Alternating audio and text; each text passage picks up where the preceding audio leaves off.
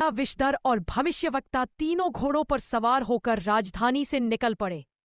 जैसे जैसे वे मृत्यु कुंड के करीब पहुंचे, धरती काली होने लगी, पेड़ों की शाखाएं मुड़कर पंजों की तरह दिखने लगीं और हवा में एक अजीब सी कराह सुनाई देती थी।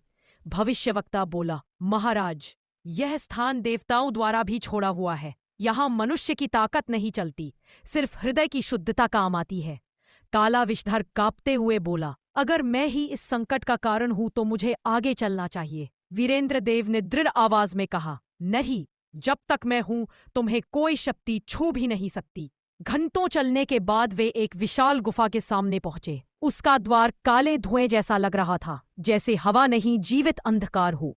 अचानक गुफा के भीतर से 3 आंखों वाला एक दैत्य निकला, धधकते लाल बाल और आवाज ऐसी जैसे पत्थर टूट रहे वो। उसने गर्जा, कौन है जो मृत्यु कुंड में प्रवेश चाहता है?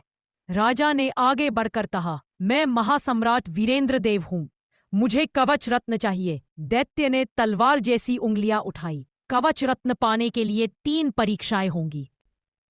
जो भी असफल होगा उसकी आत्मा यही कैद हो जाएगी। काला विषधर डर गया, भाई ये पागलपन है। राजा मुस्कुराए, न्याय पाने के लिए कभी कभी मौत का सामना करना पड़ता है। पहली परीक्षा, सत्य का दर्पण। तीनों दैत्य के पीछे गुफा में गए। अंदर एक सुनहरी दीवार थी जिसमें एक विशाल दर्पण लगा था। दैत्य बोला, इस दर्पण के सामने हर व्यक्ति का असली स्वरूप दिखता है जो वह छुपाता है, जो वह बनना चाहता है, और उसका काला रूप भी। जो अपनी ही सत्य से डर गया वह यही पत्थर बन जाता है। सबसे पहले काला विषधर को खड़ा किया गया। दर्पण में उसने देखा अपना बचपन, अपनी तकलीफें और वह क्षण जब उसने खुद को एक त्यागा हुआ बच्चा माना था। दर्पण फुसफुसाया, तुम्हें अपने भाई से ईर्ष्या है। काला विषधर के कदम डगमगाए, पर उसने आंखें बंद की और कहा, हां, मैं ईर्ष्या करता था, पर अब नहीं।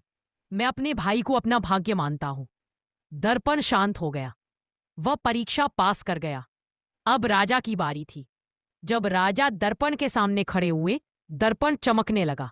उन्होंने देखा एक महान राजा जिसके कदमों में विशाल साम्राज्य है, पर अगले ही पल उनका काला रूप दिखा। कार, शक्ति का मोह और ताज खोने का डर। दर्पण बोला, तुम अपने भाई को राज्य बांटकर भी ताज खोने से डरते हो। सच स्वीकारो। राजा की आंखें नम हो गई। वे धीरे से बोले, हाँ, मैं भी मनुष्य हूं। राज्य मेरा गर्व था, पर अब मेरा गर्व नहीं, मेरा प्रेम बड़ा है। अगर जरूरत पड़े तो मैं सिंहासन भी छोड़ दूं।